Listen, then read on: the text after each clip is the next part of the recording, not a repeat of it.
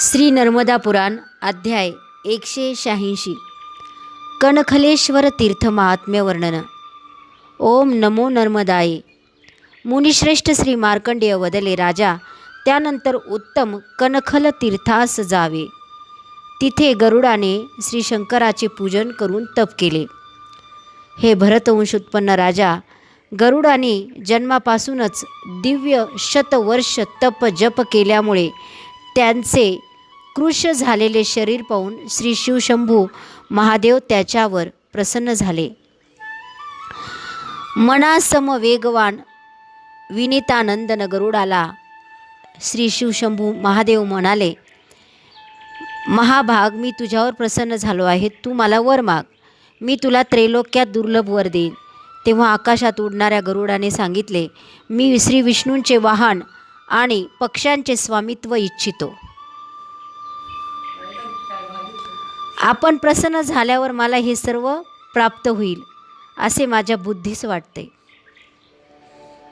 श्री शंकर वदले, हे प्रिय अनघ गरुड, तू जो वर मागितला तो प्राण्यांना दुर्लभ आहे।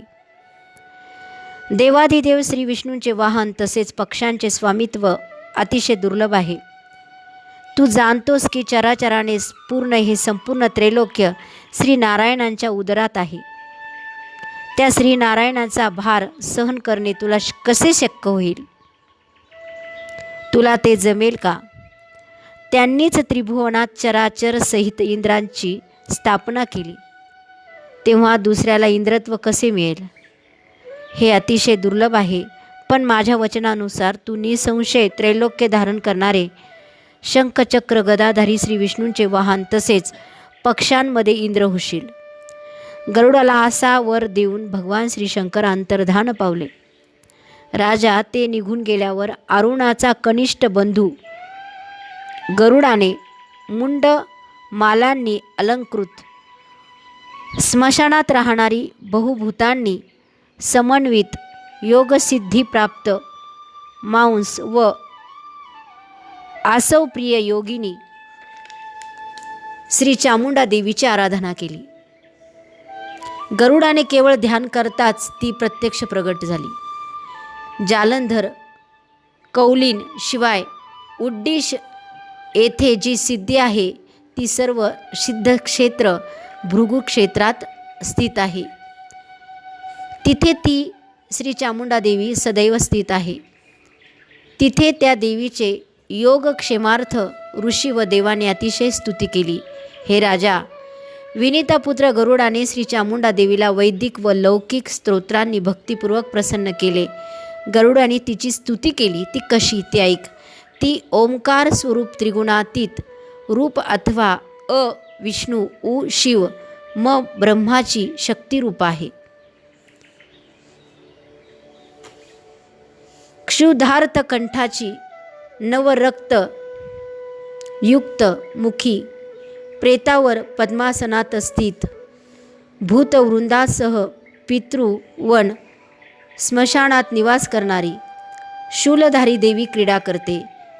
ती शस्त्रघाताने रक्तभंबाळ महाशूर वीरांचे रक्त गळत असलेल्या कपालमालांचे उत्तरीय वस्त्रधारी, निर्मल चंद्राप्रमाणे शोभित, तसेच वीरमाता श्री चामुंडा देवी सर्वांचे रक्षण करो। क्षुधार्थ कंठाची, विकृत रूपाने भयभीत करणारी, पापींच्या दुष्कृत्यांना त्रस्त करणारी, ज्वाला बाहेर टाकत दातांच्या संघर्षाने प्रेत मांस भक्षणारी, पिंगटबद्ध केश कपालाची, सूर्यासम शरीराची, व्याघ्र चर्माची, उत्तरीय असलेली, महादैत्य यक्ष राक्षस अप्सरा व देवगणांनी नमित भगवती माता चामुंडा श्री चामुंडा देवी सर्वांचे रक्षण करो। भूतमाता श्री चामुंडा देवी डमरूचा विशेष आवाज व बाह्य प्रदर्शनी घंटांच्या टंकाराने युक्त, भुजदंडाच्या वेगाने शिवाय प्रचंड प्रलयकारी वायूने ताडित, नगाऱ्याच्या कर्कश आवाजासह गरजत, क्षुधार्थ शुष्क उदर झाल्यावर तीक्ष्ण नखांनी प्रेतमास चूर्णित करते। मोठमोठ्याने हास्य व घुरघुर आवाज करत ती श्री चामुंडा देवी सर्वांचे रक्षण करो। अधोधर आभा असलेली विकृत रूपात भयभीत करणारी, हाती शूल धारण करून मुंडासुराचा विनाश करणारी, संग्रामात विविध नाद करणारी, कधी झांजेचा मोहक आवाज तर कधी घोड्याप्रमाणे भयंकर खिंकाळ त्रैलोक्याला त्रास देत, मातांच्या मध्ये सुंदर नृत्य करणारी, स्मशानात राहणारी ती श्री चामुंडा देवी सर्वांचे रक्षण करो. परम निर्मळ स्वरूपाची देवी व स्व अंशाने संपूर्ण विश्व धारण करते. कनकोत्पत्तीत लीन माता कनकेश्वरी माझे रक्षण करो.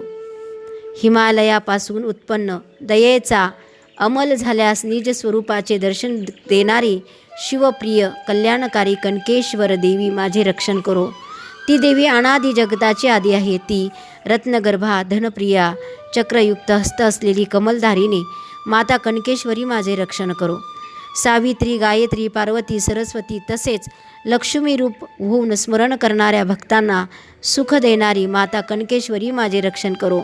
सौम्य असौम्य रूपात सदा जगत उत्पत्ती करणारी पराशक्ती, पराबुद्धी माता कनकेश्वरी माझे रक्षण करो. श्री ब्रह्मदेवाची सृष्ट उत्पत्ती समयी सर्जन शक्ती जगन्माया जगद्दात्री माता कनकेश्वरी माझे रक्षण करो.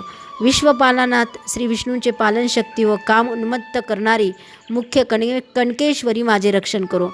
विश्वलयात श्री रुद्र महादेवाश्रित मुख्य रौद्री कल्याणमयी अनंत शक्ती माता कनकेश्वरी माझे रक्षण करो. कैलास शिखरोत्पन्न कनकशय्येवर शयन करणारी प्रथम भस्मक अभिहंता माता कनकेश्वरी माझे रक्षण करो. पती प्रभाव इच्छित पती विना त्रस्त श्रीरूप एक भाव माता कनकेश्वरी माझे रक्षण करो. विश्वरक्षा समर्थ कनक रक्षित संपूर्ण ब्रह्मांडाची माता कनकेश्वरी माझे रक्षण करो. ज्या शक्तीने श्री ब्रह्मदेव, श्री विष्णू, श्री महेश्वरांचे शरीर ग्रहण झाले ती आदिशक्ती कनकेश्वरी माझे पालन करो. हे राजा, गरुडद्वारा कथित देवींचे चतुर्वर्त श्रवण कर. प्रसन्नमुख श्री चामुंडाने सांगितले, मी तुझ्यावर अतिशय प्रसन्न आहे. तू इष्टवर माग. श्रेष्ठ ब्राह्मण, जे तुझ्या मनाला रुचेल ते मी तुला देते.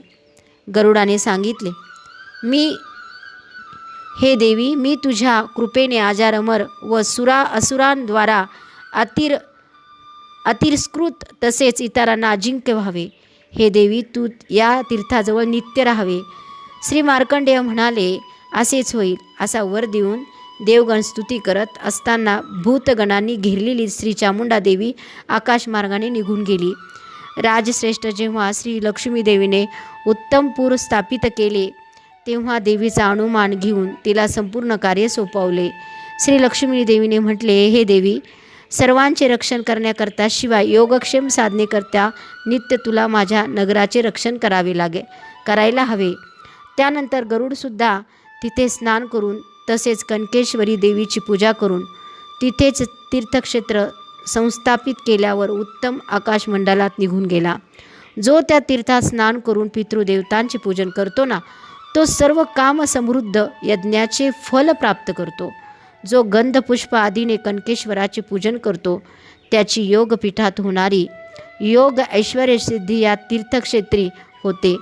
तो मनुष्य मरणोत्तर जय जयकार आदी मंगल शब्दांनी योगिनी गणासह निसंशय योगेश्वर लोकात जातो.